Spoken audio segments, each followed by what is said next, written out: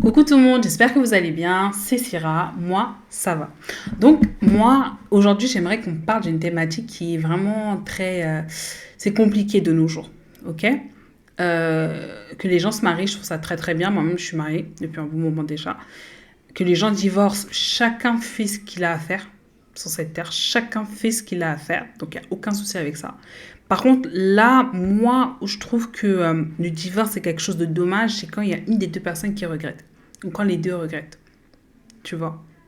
Je pense que quelque part, un divorce réussi, c'est un divorce où il n'y a aucun regret. Et à partir du moment, c'est vraiment mon avis, hein, où tu regrettes, c'est que, en vrai, il y avait quelque chose à faire. C'est qu'il y avait, pendant que vous étiez ensemble, il y avait quelque chose à faire, en fait. Et c'est dommage, les regrets, parce qu'en général, on s'en débarrasse jamais, quoi. On t'enterre avec des regrets, donc ça, c'est dommage. Donc du coup, le titre d'aujourd'hui, c'est « Je regrette de ne pas avoir réussi mon mariage et maintenant, mon ex-mari est remarié et heureux ». Allez, on y. Quand j'avais une trentaine d'années, j'ai divorcé de mon mari.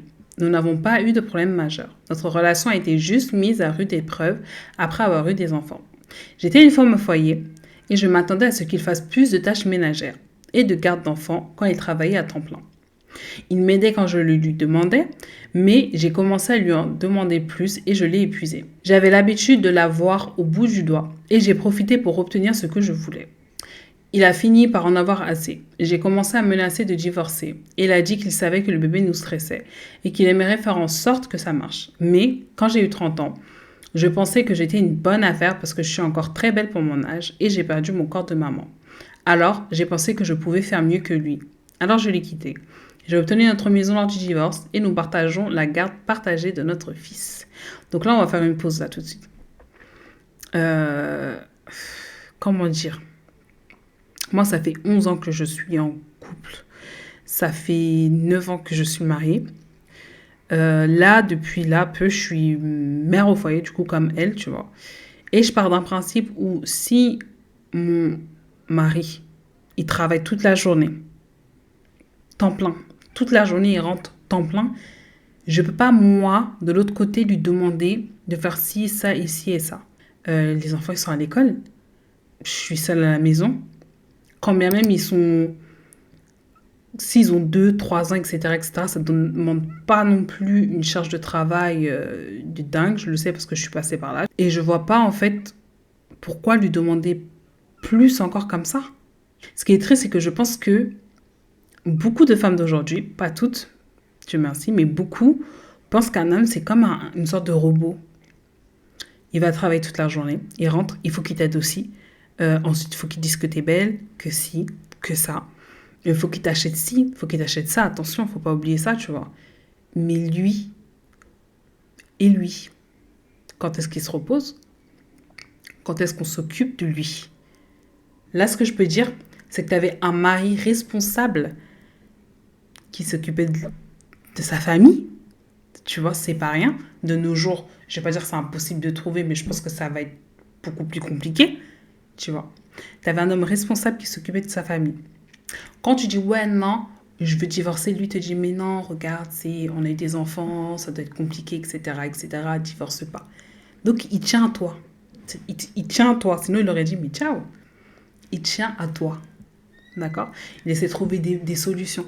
Il t'aide à la maison malgré son travail à temps plein. De l'autre côté, je regarde. T'es mère au foyer. Certes, peut-être, elle ne dit pas les dates, mais peut-être qu'elle venait d'être maman.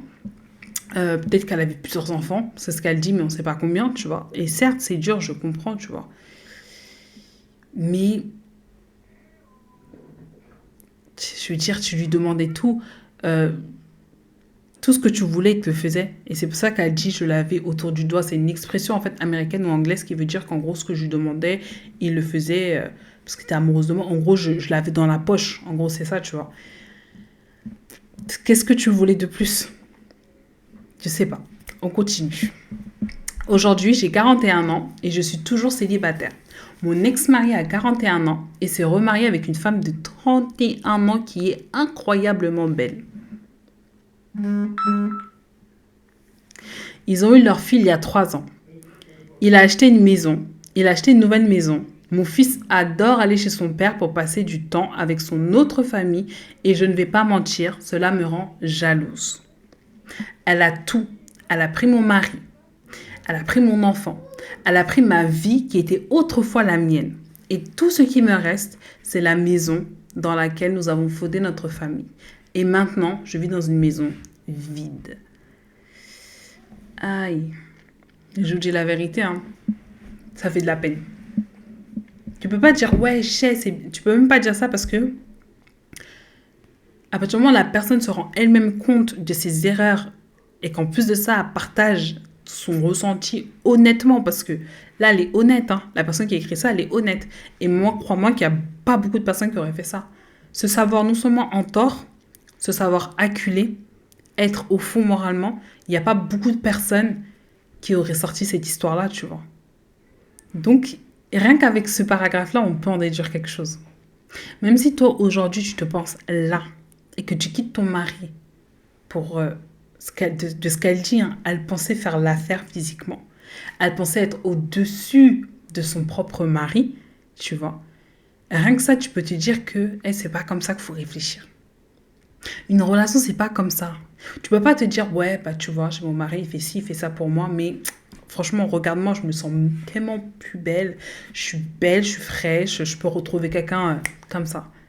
Mais ce qu'elle n'a pas compris, en fait, cette dame, c'est que ton mari, là, il a été comme ça parce que tu es la mère de ses enfants, que tu es sa femme et qu'il t'aime.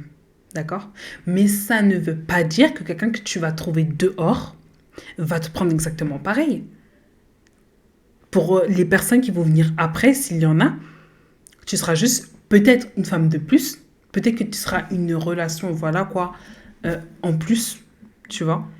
Mais peut-être qu'ils ne te verront pas comme la femme de leur vie. Peut-être qu'ils n'auront aucun sentiment pour toi. Et c'est ce qui est triste, c'est qu'elle n'a même pas pensé à ça, quoi. Tu vois. C'est pour ça que je pense qu'il faut des fois s'asseoir et réfléchir et inspirer un bon coup. Laisser le temps un peu tasser ses sentiments, lisser un peu ses sentiments négatifs qui viennent essayer de prendre le dessus, tu vois. Ça, je trouve c'est important. On continue. J'ai 41 ans, j'ai pris 9 kilos, j'ai des rides, je suis seule et malheureuse. J'ai eu des relations à court terme après le divorce, mais elles n'ont jamais fonctionné. Les hommes ne veulent tout simplement pas d'une vieille femme comme moi avec un enfant, et j'ai remarqué que les hommes avec des enfants ont plus de facilité à sortir avec des enfants que nous, et je déteste ça. Je pense que ce qu'elle veut dire, c'est que j'ai remarqué que les hommes, les parents, quoi, ont plus de facilité à sortir avec des enfants, ça veut dire des personnes plus jeunes que nous, j'imagine les femmes, célibataires d'un certain âge, je pense. Et je déteste ça. Je ne suis plus heureuse. Peut-être je vais faire ça, ça va être plus simple. Voilà. Je ne suis plus heureuse. J'aurais aimé pouvoir revenir en arrière quand j'étais plus jeune et que j'aurais arrêté d'être si enfantine. Maintenant, j'ai une vie tellement misérable, j'ai un travail inutile maintenant et je dois partager la garde de mon fils qui doit passer du temps chez mon ex-mari, sa nouvelle épouse. Je me sens comme une poubelle à côté d'elle.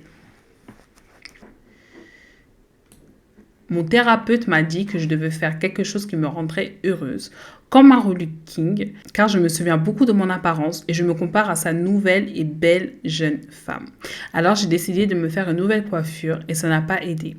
Quoi que je fasse, j'ai l'air d'une femme d'âge moyen. Le problème avec les regrets, c'est que tu ne peux pas retourner en arrière. C'est tout de suite que ça se joue. Donc si toi, tu es dans un mariage, ne laisse pas tes pensées négatives prendre du dessus, en fait. Si tu as pris du temps, si tu es marié depuis un certain temps, et comme elle l'a dit, il n'y a pas d'issue majeure. Ils ne se sont pas embrouillés. Il n'y a pas eu par exemple, c'est pas une femme battue, tu vois. C'est pas une femme trompée à longueur de journée, tu vois. Elle était bien. Elle avait quelqu'un qui prenait soin d'elle, quelqu'un de responsable, quelqu'un qui l'aidait, quelqu'un qui l'aimait. Le problème, c'est que si tu commences à dépasser ça et que tu vas encore plus, quand est-ce que tu vas t'arrêter? Et surtout, quand est-ce que tu vas te rendre compte que ce que tu as là tout de suite, c'est un trésor? J'ai oublié même de parler sur cette phrase-là, qui est incroyable. Elle a tout. Elle a pris mon mari, elle a pris mon enfant, elle a pris ma vie qui était autrefois la mienne. Mais non, elle t'a pas pris, c'est toi qui lui as donné.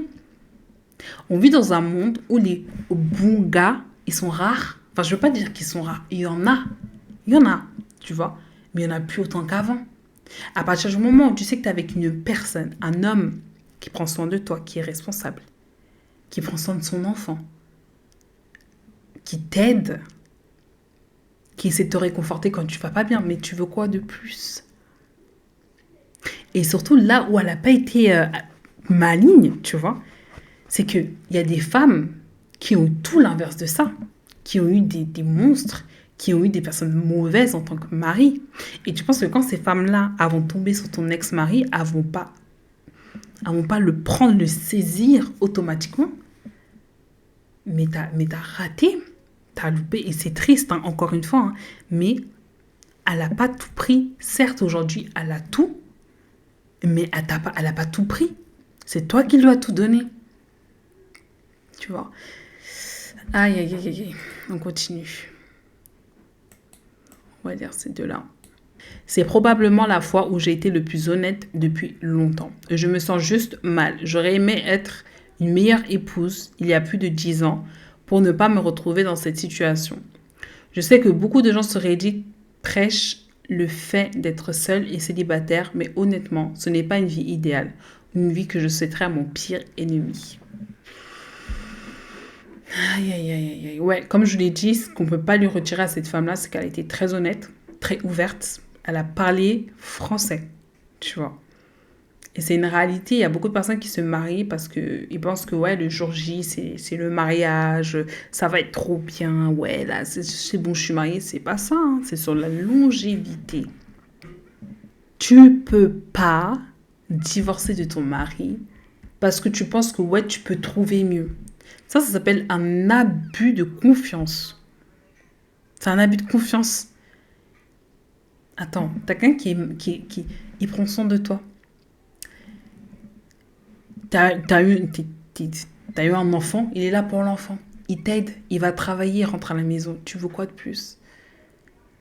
Je pense que ouais, il y a des fois, il faut apprendre à être humble. Tu t'assois un peu, tu dis bon, j'ai ça. Tu regardes ceux qui sont en dessous, tu dis bon, regarde, eux, ils ont même pas tout ça. Certes, il y en a qui vont dire ouais, mais faut pas se contenter du peu, faut aller viser tout ça, mais là, c'est pas pareil. Là, on parle pas une situation professionnelle, on parle pas d'une maison, on parle pas de ça, là, on parle de lien. C'est quelque chose qui n'est pas palpable, c'est quelque chose qui n'est pas matériel, tu vois. Je pense sincèrement qu'il faut pas jouer avec ça. Ne joue pas avec ta famille. Peut-être tu peux avoir mieux, peut-être qu'elle aurait pu avoir mieux, mais la finalité, c'est ça. Peut-être qu'il y a d'autres femmes aussi qui ont quitté leur mari, qui ont réellement trouvé mieux.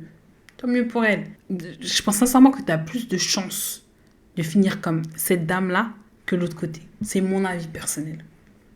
Ça ne veut pas dire que vous êtes bloqué dans cette relation. Si vous voulez en sortir, libre à vous. Mais moi, je pense que pour ne pas avoir de regrets, il faut tout essayer. Il faut tout essayer. Il faut être humble. L'amour parfait, là, ça n'existe pas, il faut laisser ça. S'il vous plaît. L'amour parfait, ça n'existe pas. L'âme sœur, ça n'existe pas. Mais il nous fallait nous voir, même mon mari. Les premières années, il fallait nous voir. Et je vous dis même pas que genre, c'était sauvage, il y avait des... Pas du tout. Mais tu dois apprendre à te connaître. Vous devez vous dompter l'un l'autre. Savoir si je fais ça, comment l'autre va te réagir. C'est comme une étude de prépa. C'est comme si tu faisais 10 ans de médecine, mais c'est exactement ça. Il faut apprendre, il faut être rigoureux, il faut être patient, mais il faut certainement pas, surtout pas faire comme cette dame-là qui dit qu'en gros, ouais, je pouvais faire mieux. Je pouvais faire mieux, donc j'ai lâché. J'avais 30 ans, j'étais mieux, physiquement, j'étais bien, donc ouais, non, En plus, le physique... Il n'y a rien de plus volage que le physique. J'ai l'impression que le physique il est même plus volage que l'argent ou ce que vous voulez. Le physique, là, imagine-toi maintenant, tu t'es mis avec quelqu'un par rapport au physique. Vous vous êtes mis ensemble par rapport au physique. Tu te trouves beau, il te trouve belle. Il n'y a pas de souci avec ça. Maintenant, le temps, il passe. ton corps à toi il commence à flétrir parce que nous sommes les vieux de demain. Euh, Qu'est-ce qui va l'empêcher, lui, dans 10, 15, 20 ans, d'aller se retrouver une femme plus jeune, plus belle? C'est quoi qui va l'empêcher, en fait? Bah, ça va être toutes les choses qui vont venir après, autour. Est-ce que tu es loyal? Est-ce que tu es gentil? Est-ce que tu ramènes du baume au cœur? Est-ce qu'avec toi je m'amuse? Que tu es ma meilleure amie? Ça va être tout ça. Mais si c'est sur le physique, là, c'est voué à l'échec. Parce que moi, j'ai jamais vu une vieille de 100 ans formée comme une jeune de 20 ans, 25 ans, 30 ans. J'ai jamais vu ça. Donc, s'il vous plaît, avant de divorcer, regardez si les raisons sont valables, entre guillemets. Et quand je dis valable, regardez si c'est arrangeable. Est-ce qu'on peut arranger? Est-ce qu'on peut aller de l'avant? Est-ce que c'était si grave que ça? Tu vois? Je pense que c'est comme ça que on voit des couples qui ont 80 ans, qui sont ensemble depuis 50 ans, 60 ans. C'est comme ça. Pour moi, je pense sincèrement que c'est la seule raison. Enfin, ces couples-là, là, des fois, il faut s'asseoir, il faut leur demander par quoi ils sont passés. Mais quand ils vont s'asseoir et que vous, tout vous raconter, vous allez dire, mais ah, d'accord. Moi, je pensais que c'était genre, on était toujours ensemble, Cendrillon, tout ça, on était toujours... mais pas du tout, que nenni. Que nenni. Donc voilà, c'était une vidéo sur un post Reddit comme ça. Je pense que je vais en faire pas mal d'autres parce que c'était super intéressant. Je pense que dans le monde dans lequel on vit, c'est important quand même de se remettre un peu les pieds sur terre. Il n'y a pas que le bonheur. Comme elle a dit sa dernière phrase, moi qui m'a fait de la peine, je sais que beaucoup de gens sur Reddit prêchent le fait d'être seul et célibataire, mais honnêtement, ce n'est pas une vie idéale ou une vie que je souhaite à mon pire ennemi. Si l'être humain en a été fait à deux, là, homme et femme, c'est pas pour rien. C'est pas pour rien. Si on a été fait ensemble en paire, là, c'est pas pour rien. Donc voilà, merci beaucoup. J'espère que cette vidéo vous a plu. Écrivez en commentaire ce que vous voulez, d'accord? Est-ce que je parle trop? Est-ce que je parle pas trop? Est-ce que vous aimerez notre histoire? Comme ça sera intéressant. Et puis voilà, je vous fais de gros bisous. Bye bye!